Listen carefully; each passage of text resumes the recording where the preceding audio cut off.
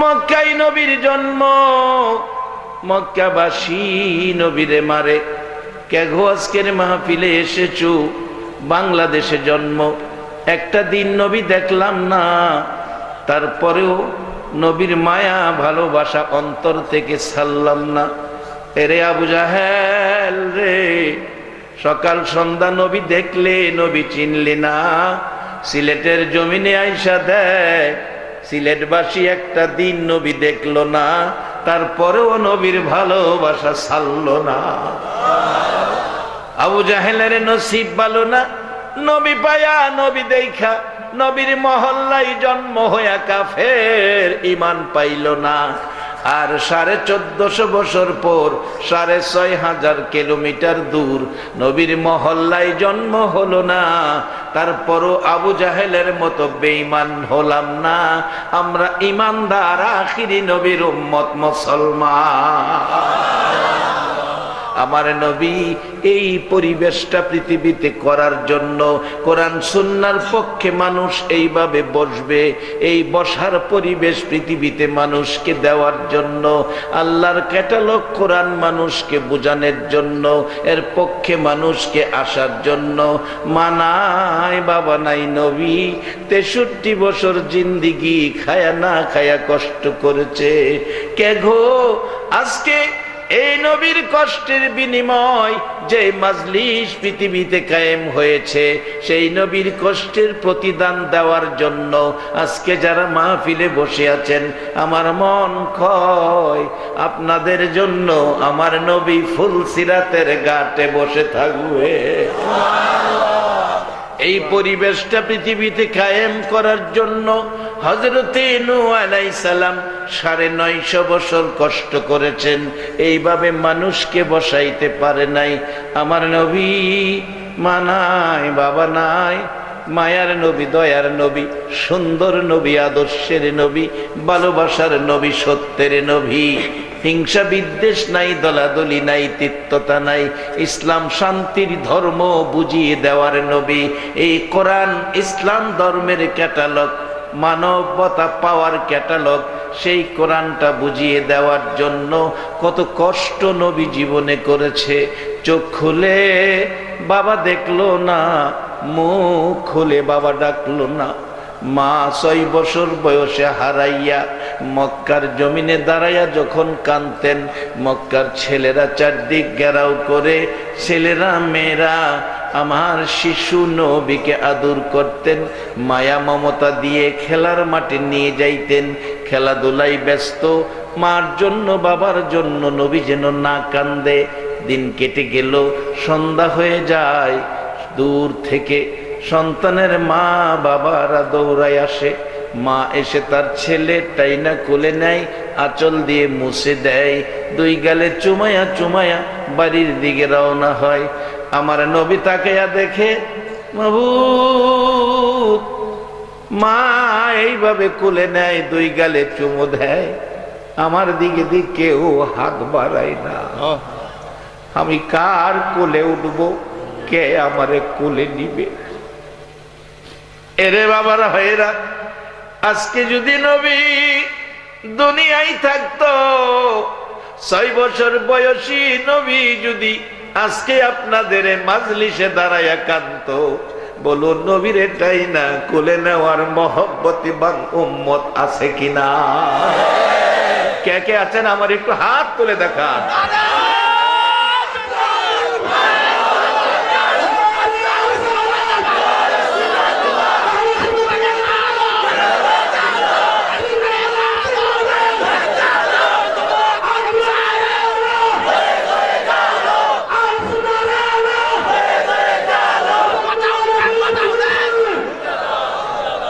সবাই বলুন মারহাবা।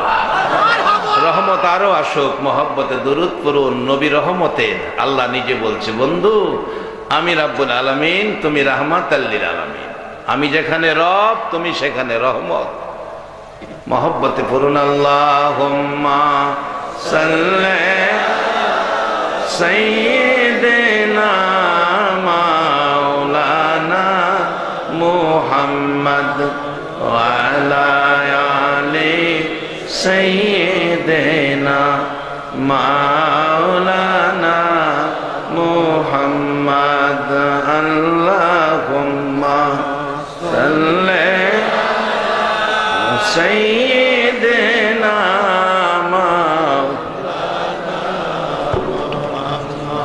ওয়া আলা আলি সাইয়্যিদিনা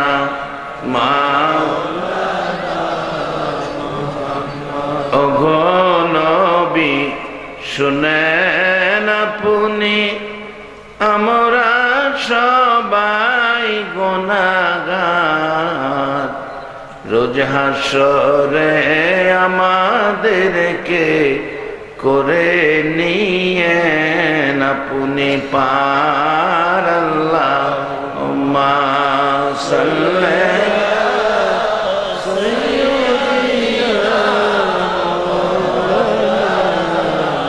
মুহাম্মদ ওয়া আলা সাইয়্যিদিনা বলগল উলা বিকামালিহি কশফত দুজা বিজামালিহি আসনত জামিউ খিসালিহি সাল্লু আলাইহি। বলতেছিলাম আমার নবী বাম দিকে তাকায়া দেখে মা সন্তানের কোলে নিয়ে দুই গালে চুমায় আঁচল দিয়ে দুলিবালি মুছে। বাম দিকে তাকাইয়া মার অবস্থা দেখে, ডান দিকে তাকাইয়া দেখে বন্ধুদের বাবা এসেটাই না কোলে নাই, দুই গালে চুমু দেয়, খেজুর খুরমা হাতে দেয়। কেউ বাবার কোলে, কেউ মার কোলে, ময়দান খালি হয়ে গেল। শুধু একজন শিশু দাঁড়িয়ে আছে রে, মা নাই, বাবা নাই। খোলা আকাশের নিচে আমার আপনার নবী দাঁড়ায়া দাঁড়ায়া কান্দে।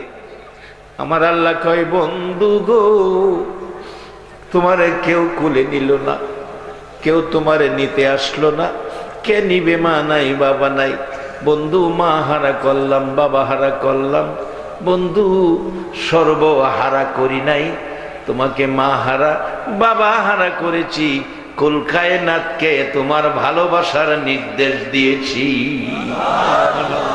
জর্দান মাহফিলে গেলে যাইয়া দেখি আমার নবী 13 বছর বয়সী চাচা আবু তালিবের সঙ্গী ব্যবসায়ী কাফেলায়। আমার নবী 13 বছরের শিশু তরুণ নবী মরা গাছের নিচে বসার পর এই নবীর বরকতে মরা গাছ জীবিত হয়ে গেছে। আজকে 1450 বছর হয়েছে, গাছ এখনো জীবিত দাঁড়িয়ে আছে। আশেপাশে কোনো গাছ জীবিত নাই, নবীর বরকতের মরা গাছ জীবিত হলো। আজও পর্যন্ত বরকত ফুরাইল না, সেই বরকতের গাছ এখনো জীবিত দাঁড়িয়ে আছে। শুধু তাই নয়, আকাশের চন্দ্র আমার নবী আঙ্গুল ইশারা করলে দ্বিখণ্ডিত হয়। শুধু তাই নয়, ডুবন্ত সূর্যকে আমার নবী ডাক দিলে আবার উদিত হয়। আমার আল্লাহ বলেন, বন্ধু, সকল প্রাণীর ভালোবাসা তোমার দিকে দিয়ে দিলাম, মা হারা বাবা হারা বানাইলাম। একটা দায়িত্ব তোমাকে দিলাম বন্ধু গো, এই কোরআন সুন্নাহ দিয়ে মানুষকে মানুষ বানাইবা, জাহান্নাম থেকে বাঁচাইবা, জান্নাতি বানাইবা, ইসলাম শান্তির ধর্মতা তুমি বুঝাইবা। এ ধর্ম লইয়া আমার পছন্দের ধর্মের ব্যক্তি যারা হবে, আমি আল্লাহর জান্নাত তারা পাবে। আমার নবীকে দায়িত্ব দিয়ে আমার আল্লাহ দুনিয়ার জমিনে পাঠাইলেন। মায়ের ব্যথা বাবার ব্যথা থাকা সত্ত্বেও নবী আপনার আমার মতো উম্মতের দরদি হইয়া সারাটা দিন মানুষের ঘরের দুয়ারে দুয়ারে ঘুরতেন, বাড়ি বাড়ি ঘুরতেন, আর ডাকতেন, ইয়া আইয়ুহান নাস কুলু লা ইলাহা ইল্লাল্লাহ তুফলিহুন। ও মানুষ, তোমরা বলো আল্লাহ ছাড়া কোনো মাবুদ নাই, তাহলে তোমরা সফল কাম, তোমরা সফল কাম, তোমরা জান্নাতি। আমার নবী সারাদিন বাড়ি বাড়ি ঘুরে বিকালবেলা বাড়িতে ফিরে সারাদিন খাবার নাই, গোসল নাই, ঘুম নাই, শুধুমাত্র এই পরিবেশটা পৃথিবীতে করার জন্য। আজকে খারা গো আমার নবীর ওই কষ্টের প্রতিদান দিতে যাইয়া আজকের মাহফিলে বসে আছো। আমার নবী যদি আজকে দুনিয়ার জমিনে থাকতো, এই মাহফিল যদি আমার নবী নিজ চোখে দেখতো, এই 1400 বছর পরের মাহফিল, এই লোক দেখলে নবী না জানি কত খুশি হইতো। আপনাদেরকে যায়েদ ইবনে হারেসার মতো আমার নবী সঙ্গী করে নিয়ে যাইতো। বাবারা ভাইয়েরা, সারাদিন ঘুরে মানুষের বাড়ি বাড়ি, মানুষের কাছে, কোনো দিন বিকাল হয়, সন্ধ্যা হয়, রাত্র হয়। মা খাদিজাতুল কুবরা বলেন শুধু রাত্র নয়, একদিন রাত্র হলো, আসতেছে না নবী ঘরে। গভীর রাত্র হয়ে গেল, সব মানুষ দরজা বন্ধ করে ঘুমিয়ে আছে, কেউ মানুষ যেন সজাগ নাই। আমার নবী এখনো আসে না। বয়ে চোখের পানি ছেড়ে মায়ায় দরজা খুলে দাঁড়িয়েছি, চোখের পানি ছেড়ে কাঁদতেছি।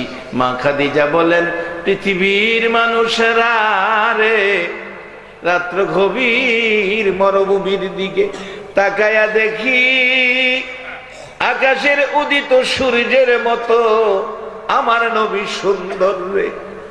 আস্তে আস্তে হাইটা ঘরের দিকে আসতেছে। কাছাকাছি আসার পর 2 কদম সামনে আমি নিজেও আগিয়ে গেলাম। কাছাকাছি যাইয়া দেখি আমার নবীর গাল বেয়ে বেয়ে পানি পড়তেছে। জিজ্ঞেস করি, হুজুর কেন রাত্র বেশি হলো, কেন গাল বেয়ে বেয়ে চোখের পানি পড়তেছে? নবী কোনো কথা কয় না। আর একটু নিচে তাকাইয়া দেখি নবীজির জামা মুবারকের অনেক জায়গায় লাল লাল দাগ দেখা যায়। নবীজি সাদা জামা ব্যবহার করতেন, পছন্দ করতেন, যদিও জান্নাতি জামার রং হবে সবুজ। আমার নবীর জামায় লাল লাল দাগ দেখে মা খাদিজা বলছে, হুজুর জামা মুবারক ধুয়ে মুছে পরিষ্কার করে দিয়েছিলাম, আজকে দাগগুলো কিসের গো নবী? আমার নবী কান্দে, খাদিজা রে, আমার দেশি বন্ধুরা আঘাত করেছে, আমি বলেছি তোরা আমারে মারিস না, আমার মা নাই, বাবা নাই, এই চেহারায় আঘাত করিস না। জীবনে কোনোদিন এই চেহারায় একটা মশা মাছি বসে না। খাদিজা রে, কোনো কথাই তারা মানল না। আঘাত করেছে, ব্যথা দুঃখ কষ্ট দিয়েছে। খাদিজা যত ব্যথা দুঃখ কষ্ট দেয় না কেন, আমি নবী মানুষকে জান্নাতের পথ দেখাইয়া যাইব। কিভাবে দেখাবেন? আসুন আমি আলোচনায় ঢুকি। পবিত্র কোরআন শরীফ, হাদিস শরীফ থেকে যা তেলাওয়াত করেছি, হাদিস শরীফ, কোরআন শরীফ আপনাদেরকে পথ দেখাবে। আর এই পথ দেখাবার ইঞ্জিনিয়ার হইয়া দুনিয়াতে আসছে নবী মুহাম্মদুর রাসূলুল্লাহ সাল্লাল্লাহু আলাইহি ওয়াসাল্লাম। আসুন কিভাবে আমরা যাব বেহেশতে, কিভাবে দামি হব, কিভাবে ইসলাম শ্রেষ্ঠ ধর্মের ব্যক্তি হব। আল্লাহ তো কোরআনে বলছে, খুলিকাল ইনসানু যায়ফা, আমি মানুষকে দুর্বল করে বানাইছি, আমরা দুর্বল করে বানাইছি, আল্লাহ কইতাছে কোরআনে। আচ্ছা, কোরআনের কথা কি অস্বীকার করার কোন সুযোগ আছে? দুর্বল কিরা বলে আমরা বানাইছে, কোরআনে কইতাছে। যদি জিগান কি দিয়া দুর্বল কিরা বানাইছে, তাও আল্লাহ সুন্দর করে জবাব দিব, ইন্না খলাকনাল ইনসানা মিন নুতফা। একবারে নিরর জিনিস দিয়া বান্দা তোমারে বানাইছি। বান্দারে, আমারে বুইলা গেছো, আমি যে তোমার কেমন আল্লাহ, আমি যে তোমার কেমন রব, একটু কি বিবেচনা করলা না? অহংকার, বাহাদুরি, তাকাব্বুরি কি দিয়া করো? এই দেহে যা কিছু আছে সব আমি আল্লাহর দেওয়া। বাস্তবে আসেন, আমার আল্লাহর দেওয়া কত সুন্দর সিস্টেম। অনেকের মাথার মধ্যে চুল নাই, এরকম আছে না? চুল নাই, চুল নাই এইরকম একজন মাথা রাস্তা দিয়ে হাইটা যাইতেছে, এরা বড়ই গাছ উপর থেকে এই সাইজের একটা বড়ই উপর থেকে সুইটটা মাথাটা পড়ছে। আচ্ছা ফাইসালা আপনারা দেন, ব্যথা কম পাইব না বেশি পাইব? আর যার মাথায় ঘন ঘন চুল, অনেকের দেখা যায় ঘন চুল মাথার মধ্যে, এরকম চুল বেশি থাকলে এ বড়ইটা ফললে ব্যথাটা কি ওই লোকের চাইতে ব্যথা কম পাইব না বেশি পাইব? আল্লাহ কয় বান্দা চুল কিছু মানুষের কম দিয়া বুঝার লাগিয়া তোমরা রে, শিক্ষার লাগিয়া তোমরা রে বেশি চুল যে মাথায় দিছি এটা যে কি উপকারের লেগে দিছি তোমরা বুঝো না। অহন বুঝালো যার চুল নাই হেরে জিগাইও বড়ইটা ফললে কি মূল লাগে আর তোমার মাথা ফললে কি মূল লাগে। এই মাথাটারে বাঁচায় রাখবার লাগিয়া চুলগুলি হেলমেটের মতো কাজ করবার লাগে আল্লাহ বানায় দিছে। দেখবেন যারা হোন্ডা চালায়, হাইওয়ে রোডে হোন্ডা চালাইলে হেলমেট যদি না থাকে পুলিশের সার্জেন্ট এমনি সিগন্যাল দিয়ে হেরে ধরবো, হেলমেট কই। কারণ হোন্ডা অ্যাক্সিডেন্টে মাথায় চুটটা আঘাতটা বেশি লাগে, মারা যাইতে পারে। এই জন্য হাইওয়ে রোডে হোন্ডা চালাইলে হেলমেট মাথায় থাকতে হবে। আল্লাহকে আমি মাথার চুল দিলাম তোমারে হেলমেট স্বরূপ, একবার বলুন আল্লাহু আকবার। বলুন এই হেলমেট স্বরূপ মাথায় চুল দিল, এই মালিকটা কে? আল্লাহ।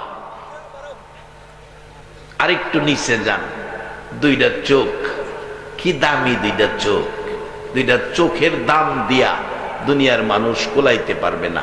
এক বেচারার প্রস্রাব বন্ধ হইছে, প্রস্রাব বন্ধ হইছে, চিকিৎসা শুরু হইছে, 3 দিন পরে প্রস্রাব চালু হইছে, 70,000 টাকা খরচ হইছে। বাড়ির নিচে দোয়া দরুজ পড়াইব, বাবাই ছেলে মেয়েদেরকে ডাকতেছে, সবাই আমার কাছে আয়, দোয়া দরুজ আমিই তো করতে পারি।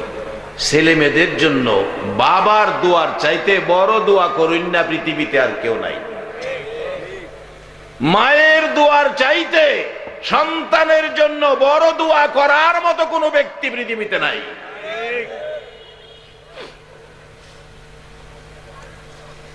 অহন্ত মা বাবার ইজ্জত কদর দাম নাই, অথচ নবী কোরআন হাদিস থেকে আমাদেরকে কি শিখাইয়া গেলেন। আজকে 2 মাস হয়ে গেছে ব্যাপারটা। যারা পত্রিকা পড়েন অবশ্যই দেখছেন, যারা টিভির খবর দেখেন অবশ্যই দেখছেন, খুলনা বাগের হাটে একটা মাকে বিছনায় প্রস্রাব পায়খানা করে বিদায়, ছেলের বউয়ের পরামর্শে ছেলে মাকে পলিথিন বস্তার ভিতরে জীবিত বুড়া মাকে পলিথিন বস্তার ভিতরে বইরা অনেক দূরে কাঠ বাগান জঙ্গলার ভিতরে ফালাইয়া দিয়েছে। ফালাইয়া দিয়ে আইসা পড়তেছে, মা নড়াচড়ি করতে গেলে পলিথিন বস্তা বান খুইলা গেছে, মাথাটা ভাইরিছে, ছেলের দিকে তাকায়া কাঁদতেছে। বাবারে শীতের রাত্রে তুমি কোনো রাত্রে 10 বার 12 বার প্রস্রাব করছো, আমি মা প্রস্রাবের খাতা বদলাইছিলাম, ঘুম থেকে উঠা পুরাপুরি ঘুমাইতে পারি নাই, তুমি পায়খানা করে বিছনা লাটফাট করেছো, আমি মা এই পায়খানা মেতরিনী হইয়া পরিষ্কার করেছিলাম।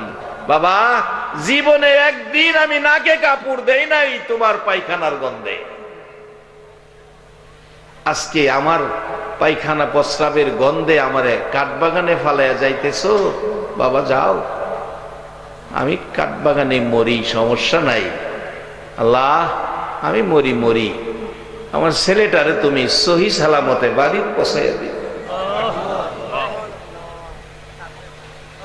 বাজান কোরআন সুন্নাহ কি শিক্ষা দিল, বসেন দাঁড়ান। একদিন আমরা সবাই মারকুলের শিশু ছিলাম, মারকুল থেকে শিশুর থেকে হলাম কিশোর, কিশোর থেকে হলাম তরুণ, তরুণ থেকে হইলাম যুবক থেকে অনেকে বৃদ্ধ হয়ে গেছি। বলুন যেই বয়সে মারকুলের শিশু ছিলাম, আবার সেই মারকুলের শিশুর বয়সটা এই দেশে ফিরে পাওয়া সম্ভব হবে কিনা? অনেক সময় বলি আজকে তুমি ছেলে, কালকে হবে বাবা, পরশু হবে দাদা, তরশু তোমার গায়ে লাগবে কাফন সাদা।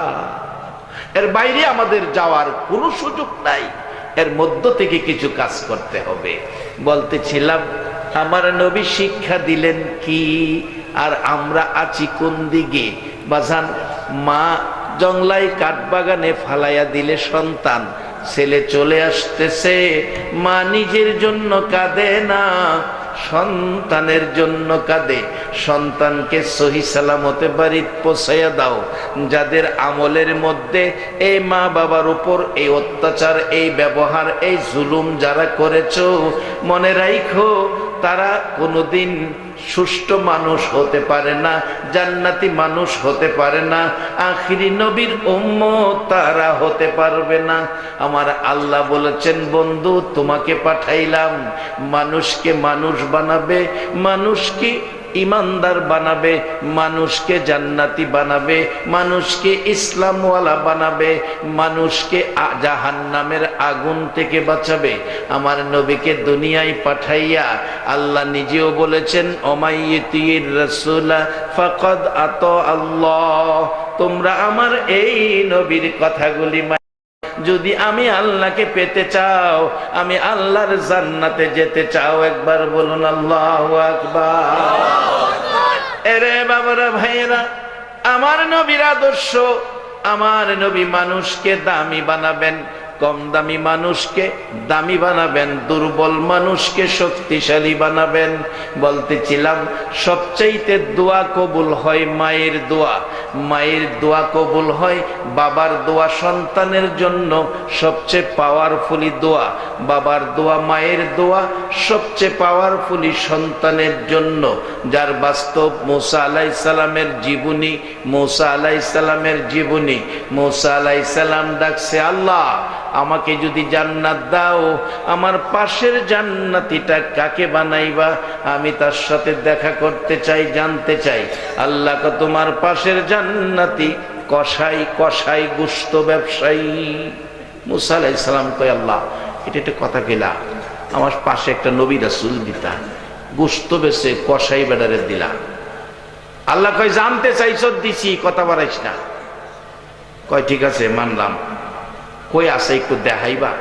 দেখা ঠিকানা দিলেন, ঠিকানা দিলেন, বাজারে গিয়ে দেখো। দেখছে, দেখে বলল, ভাই আমি তো আপনার বাড়ির মেহমান মুসা নবী, হুজুর পাই কই আপনারে, চলেন। গোশত বিক্রি শেষ, একটু গোশত নিয়ে রওনা হয়েছে বাড়িতে। যায় বাংলা ঘরে মুসা নবীরে বসাইয়া বাড়ির ভিতরে ঢুকছে, ঢুকে ছোট্ট ছোট্ট করে গোশতের টুকরা কাটছে, কাইটা রান্না করছে, নরম করে রুটি বানাইছে গরম পানি দিয়ে।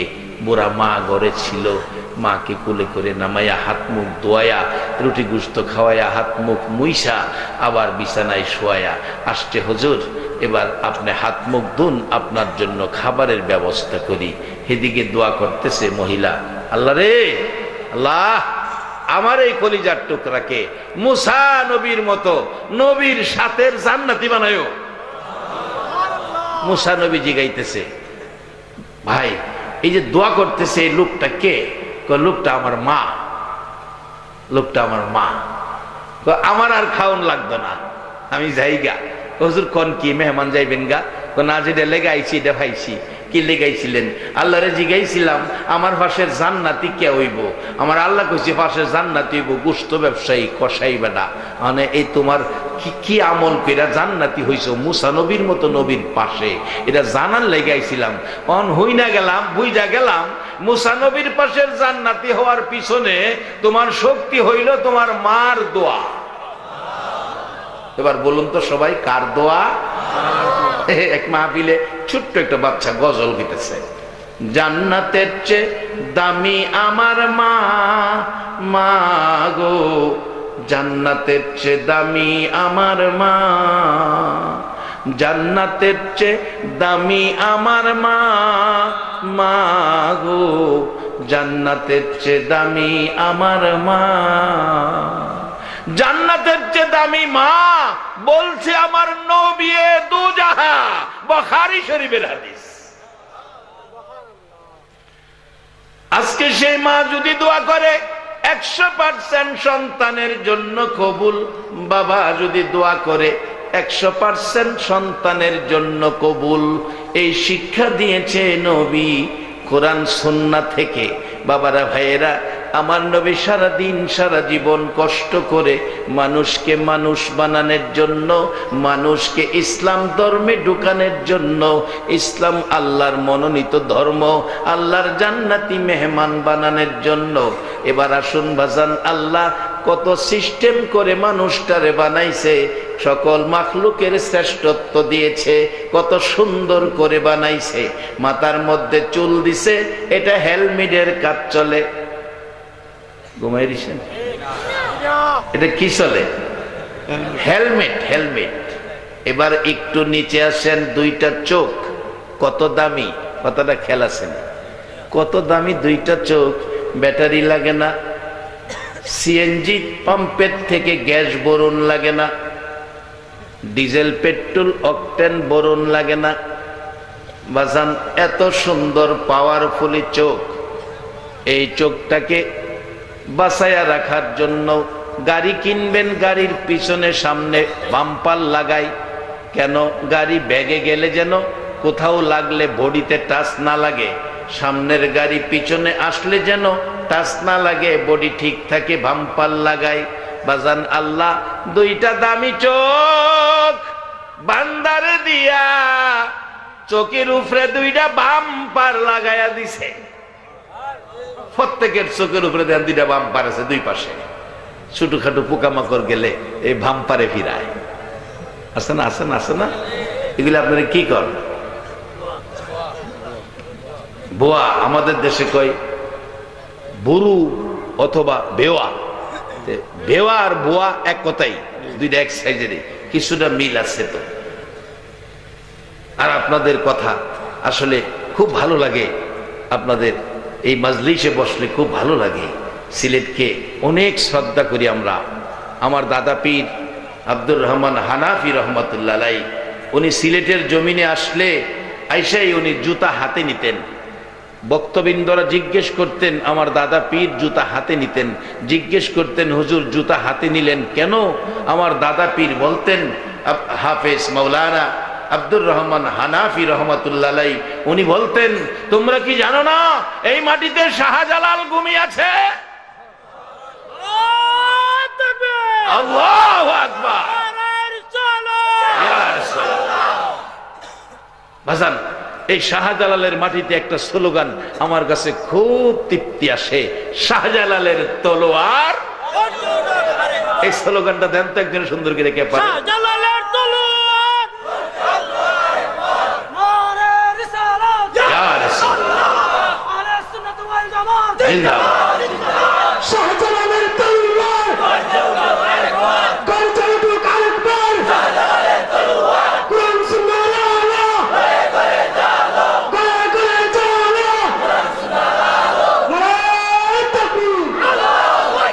মাশাআল্লাহ, মারহাবা। এই দেশ শাহজালালের দেশ। এদেশের মানুষের মাথায় টুপি ছিল না, মাথায় টিকি রাখত। এদেশের মানুষ লঙ্গি পায়জামা পরতো না, ধুতি পরত। এদেশের মানুষ সন্ধ্যা হলে ঘরে ঘরে উলুধ্বনি দিত। এদেশের মানুষ নামের আগে শ্রী শ্রী আব্দুল মালেক লিখত। আমি একটা ঘরের কাঠের দখনার মধ্যে দেখেছি লেখা শ্রী শ্রী আব্দুল মালেক, ব্রিটিশ আমলের ঘর। আজকে সেই শাহজালাল এই বাংলার জমিনে এসে এই দেশের 16 কোটি মানুষের মাথায় টুপি উঠিয়ে দিয়েছে। এদেশের মুসলমানদের মাথায় টিকলি কাইটা সুন্নতি তরিকায় চুল রাখার শিক্ষা দিয়েছে। এদেশের মানুষকে ধুতি খুলে পায়জামা পাঞ্জাবি পরাইয়া দিয়েছে। আজকে এই দেশের শাহজালালের পদধূলিতে 12 লক্ষ মসজিদে একসাথে উলুধ্বনির পরিবর্তে আজান উচ্চারিত হচ্ছে। আজকে সেই শাহজালালের আদর্শ যেন আমাদের কাছ থেকে মুছে না যায়।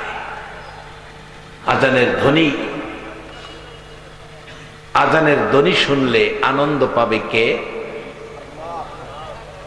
আল্লাহ বলে আনন্দ পাবে। ওয়াজ এতক্ষণ অস্কিরা হনো জাগা তাইতারছি না। আজানের ধ্বনি শুনলে আনন্দ পাবে মুসলমান। আল্লাহ একটা কাজে আনন্দ পায়, সে কাজটা হলো আপনার আমার মতো বান্দারে মাফ করে দিতে আল্লাহ আনন্দ পায়।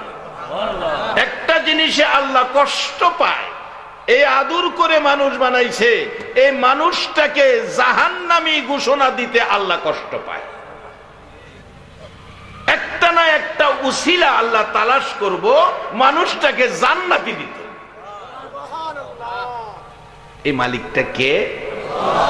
দেখেন কত সুন্দর করছে, দুই সাইডে বাম্পার লাগাই দিছে, আবার একটা শাটার লাগাইছে। শাটার মানুষ রাত্রে ঘুমাইলে দোকানের শাটার টাইম না বন্ধ করে। একটা সত্য কথা কইবেন, আপনি যখন রাত্রে ঘুমাবেন, রাত্রে দোকান খুইলা ঘুমাইলে চুরি হইতে পারে, জিনিস হারানো যেতে পারে, এই জন্য শাটার লাগাইবেন। টাইম না আপনার রাত্রে ঘুমাইলে যদি ছায়া ঘুমান, চোখের উপরে ময়লা পড়তে পারে না, এই জন্য ঘুমানোর সময় কি এই শাটারটা টানুন লাগে। হ্যাঁ কি বাবা বোঝাইতে পারলাম না কথাটা? এই যে শাটারটা, এটা কি টানুন লাগে? ঘুমানোর সময় কি হয়? কি হয়? অটো অটো অটো বন্ধ হয়। এরপরে অটো এমন এক স্প্রিং নাট বল্টু দিছে, জন্ম থেকে মৃত্যু পর্যন্ত চোখের শাটারের একটা স্প্রিং একটা নাট বল্টু বদলাইতে হয় না। বলুন এই মালিকটা কে? সেই মালিক যদি কিছু কয় আমরার মানা দরকার আছে কিনা? এই মালিক কইছে আমারে মানতে হইলে আমার নবীরে মানো, আমারে চিনতে হইলে নবীরে চিনো, কারণ আমারে দেখতা না পাইতা না, আমার পাওয়ার নমুনা হইল নবী মুহাম্মাদুর। তাই আমি অনেক সময় বলি, নবীর কথা মানবে যারা হবে জান্নাতি। বলুন, নবীর কথা মানবে যারা হবে জান্নাতি। না মানিয়া আবু জাহেল হইল দুজুকি, না মানিয়া আবু জাহেল। নবীর কথা মানবে যারা হবে জান্নাতি, নবীর কথা মানবে যারা হবে জান্নাতি। না মানিয়া আবু জাহেল হইল দুজুকি, না মানিয়া আবু জাহেল। এই নবীর কথা মানলে জান্নাতি, না মানলে দুজুকি। মানলে আবু বকর, না মানলে আবু জাহেল। ওয়াজ সহজ। এবার আসেন, এই নবীর কথা মানলে ওই মালিকটারে পাইবেন যেই মালিকটা চোখের উপরে শাটার লাগাইছে, টাইম না বন্ধ করুন লাগে না, অটো অটো। দেখবেন সামনেতে ধুলিবালি আইতেছে, আপনার চোখ টাইম না বন্ধ করতে হয় না, ধুলিবালি চোখের মধ্যে পড়বো, অটো চোখ দেখবেন বন্ধ হয়ে যায়। কি বলেন ঠিক কিনা? এরপরও চোখটা পরিষ্কার রাখার জন্য দেখবেন আপনার যারা গাড়ি ব্যবহার করেন, গাড়ির ড্রাইভার, সামনের গ্লাসে যদি কোনো ময়লা থাকে, এই রিজার্ভ টাঙ্কির থেকে চিকন ফাইবে পানি মারে, পানি মাইরা হুইপার মারে, গ্লাস পরিষ্কার। আল্লাহ কয় বান্দা আমি তোর এই দেহের মধ্যে একটা রিজার্ভ টাঙ্কি রাখছি চোখটারে ঠিক রাখবার লেগিয়া। আচ্ছা আপনার পায়ের মধ্যে যদি উষ্টা খান, এক ফোঁটা পানি বেরিব, এই আঙ্গুলটা যদি কাইতেলাম এক ফোঁটা পানি বাইরিব, বলুন কি বাইরিব? রক্ত। আল্লাহকে আমি পানি রাখছি শরীরের এক জায়গায়, এটা রিজার্ভ টাঙ্কি। এটা অন্য কাজের বেলায় না, একটা বেলায় কাজে লাগাইস। যদি মা বাবা দুনিয়ায় না থাকে রে বান্দা, মা বাবার লেগিয়া এই রিজার্ভ টাঙ্কির পানিটা ব্যবহার করিস। আর তোমার চোখের জন্য, চোখটাকে সুন্দর রাখার জন্য এই পানিটা ব্যবহার সিস্টেম করে দিছে, অটো অটো সিস্টেম। এই চোখের এই দুইটা সাইডে চিকন রগ আছে, এই রগ দিয়ে রিজার্ভ টাঙ্কির থেকে হালকা হালকা পানি চোখের উপরে আসে। আর এই আপনার এই শাটারটা দেখবেন অটোমেটিক উড়ানামা করে। শাটারটা এটা হইল হুইপার। এই পানিটারে হুইপারটায় এই উড়ানামা কইরা চোখটারে পর্দাটারে ভিজা রাখে, পরিষ্কার রাখে, বিদায় আমরা দেখতে সহজ, কষ্ট হয় না।